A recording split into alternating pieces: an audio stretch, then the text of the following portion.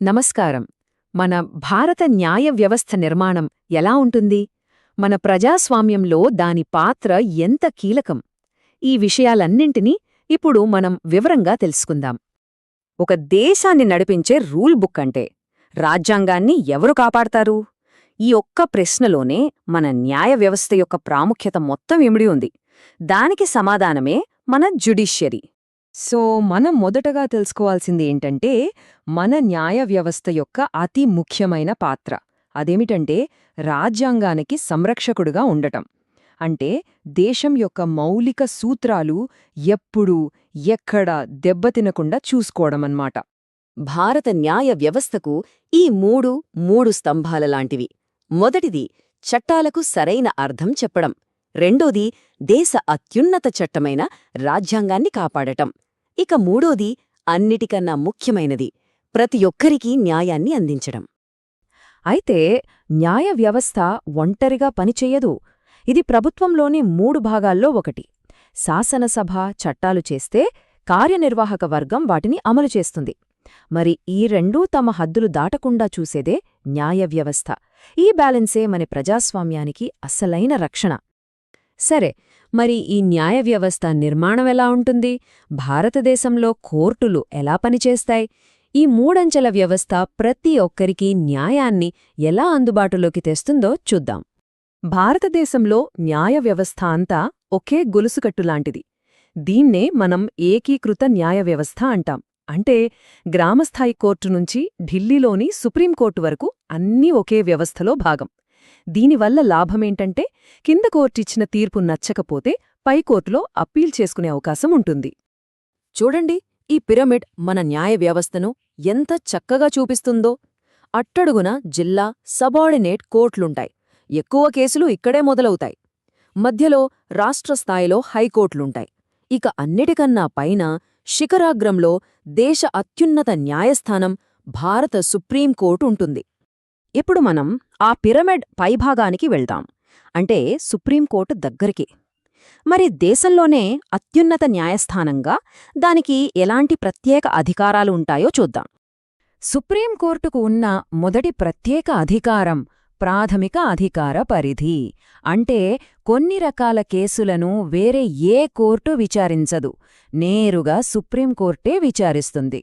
ఉదాహరణకు కేంద్ర ప్రభుత్వానికి ఒక రాష్ట్రానికి మధ్య ఏదైనా వివాదం వస్తే ఆ కేసు నేరుగా సుప్రీంకోర్టుకే వెళ్తుంది. సింపుల్గా చెప్పాలంటే ప్రభుత్వాల మధ్య పెద్ద వివాదాలు వచ్చినప్పుడు సుప్రీంకోర్టు ఒక అంపైర్లా పనిచేస్తుంది. కేంద్ర రాష్ట్ర ప్రభుత్వాల మధ్య లేదా రెండూ అంతకన్నా ఎక్కువ రాష్ట్రాల మధ్య వచ్చే గొడవలు దీని కిందకే వస్తాయి. ఇక రెండో ముఖ్యమైన అధికారం అప్పీలేట్ అధికార పరిధి. దీని ప్రకారం దేశంలో ఫైనల్ అప్పీల్ కోర్టు సుప్రీంకోర్టు మాత్రమే. అంటే ఒకసారి సుప్రీంకోర్టు తీర్పిచ్చిందంటే దానికిక తిరుగులేదు. దాన్ని సవాలు చేయడానికి ఇంకో కోర్టు ఉండదు. దీని అర్థమేంటంటే ఒకవేళ ఎవరైనా హైకోర్టు తీర్పుతో సంతృప్తి చెందకపోతే వాళ్లకు ఇంకో అవకాశముంటుంది. అదే సుప్రీంకోర్టు. న్యాయం కోసం ఇదొక చివరి ఆశ అన్నమాట. అందుకే ఇది చాలా కీలకమైనది. ఇప్పటిదాకా మనం న్యాయ వ్యవస్థ నిర్మాణం గురించి చూశాం. కాని ఈ వ్యవస్థకు ప్రాణం పోసేవి 2 కీలకమైన సూత్రాలున్నాయి. అవే న్యాయ వ్యవస్థ స్వాతంత్ర్యం మరియు న్యాయ సమీక్ష అధికారం. ఇవి లేకుండా ఇదంతా కేవలం ఒక నిర్మాణం మాత్రమే. న్యాయ వ్యవస్థ స్వాతంత్ర్యం అంటే న్యాయమూర్తులు ఎలాంటి రాజకీయ ఒత్తిడికి గాని బయటి శక్తుల ప్రభావానికి గాని లొంగకుండా తీర్పులు ఇవ్వగలగడం. ఈ స్వాతంత్ర్యం లేకపోతే న్యాయం పక్షపాతంగా మారిపోతుంది. అది మన ప్రజాస్వామ్యానికే ప్రమాదం. మరి ఈ స్వాతంత్రాన్ని ఎలా కాపాడతారు? దానికోసం కొన్ని రక్షణ కవచాలున్నాయి. జడ్జీలకు స్థిరమైన జీతాలుంటాయి. వాళ్లను పదవి నుంచి తొలగించాలంటే ఆ ప్రక్రియ చాలా కష్టం. వారి పదవీ కాలానికి పూర్తి భద్రత ఉంటుంది. వీటి వల్లే వారు ఎలాంటి భయం లేకుండా నిష్పక్షపాతంగా నిర్ణయాలు తీసుకోగలుగుతారు. ఇక ఇది న్యాయ వ్యవస్థ యొక్క ఒక సూపర్ పవర్ లాంటిది. అదే న్యాయ సమీక్ష. అంటే పార్లమెంట్ చేసిన ఏదైనా చట్టం రాజ్యాంగానికి విరుద్ధంగా ఉందని కోర్టుకు అనిపిస్తే ఆ చట్టం చెల్లదు అని కొట్టివేయగలదు. ప్రభుత్వ అధికారానికి ఇదొక అతి పెద్ద అడ్డుకట్ట. ఈ ప్రాసెస్ చాలా సింపుల్గా ఉంటుంది. ప్రభుత్వం ఒక కొత్త చట్టాన్ని ఆమోదిస్తుంది. ఆ తర్వాత ఆ చట్టం మన రాజ్యాంగంలోని ప్రాథమిక సూత్రాలనుగాని పౌరుల హక్కులనుగాని ఉల్లంఘిస్తోందని తేలితే కోర్టు దాన్ని రద్దు చేస్తుంది. అంతే. సరే, ఇదంతా బావుంది. ఇంత పెద్ద వ్యవస్థ వల్ల మనలాంటి సామాన్య పౌరులకు నేరుగా ఉపయోగపడే టూల్స్ ఏమున్నాయి? మన చేతిలో ఉన్న చట్టపరమైన ఆయుధాలేంటి? ఈ నంబర్ ఆర్టికల్ 32 ఇది చాలా చాలా ముఖ్యం. ఇది కేవలం ఒక నిబంధన కాదు, ప్రతి భారత పౌరుడి చేతిలో ఉన్న ఒక శక్తివంతమైన ఆయుధం. మన ప్రాథమిక హక్కులకు ఏమైనా భంగం కలిగితే మనం నేరుగా సుప్రీంకోర్టు తలుపు తట్టే అవకాశాన్ని ఇది కల్పిస్తుంది. అందుకే దీని రాజ్యాంగానికి ఆత్మలాంటిది అంటారు. ఈ ఆర్టికల్ కింద కోర్టులు 5 రకాల ప్రత్యేక ఆదేశాలను జారీ చెయ్యగలవు. వాటినే రిట్స్ అంటారు.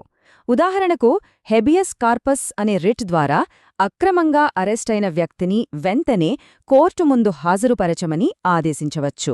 ఈ రిట్స్ మన హక్కులకు నిజమైన రక్షణ కవచంలా పనిచేస్తాయన్నమాట. ఇక్కడో చిన్న తేడా ఉంది, గమనించండి.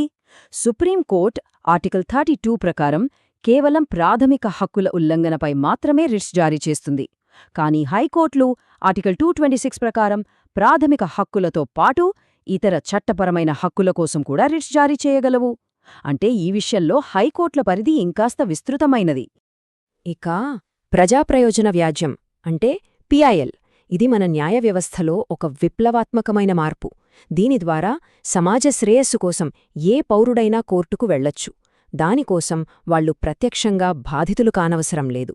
పర్యావరణ పరిరక్షణ దగ్గర నుంచి అవినీతిపై పోరాటం వరకు మన దేశంలో ఎన్నో సామాజిక మార్పులకు ఈ సాధనమే కారణం. కాబట్టి మనం ఒక ముఖ్యమైన ప్రశ్నతో ముగిద్దాం. న్యాయస్థానం పని కేవలం చట్టాల్లో ఏముందో దాన్ని చెప్పడమేనా, లేక సమాజానికి ఏది మంచిదో ఆలోచించి న్యాయం అందించడమా? ఈ రెండు పాత్రల మధ్య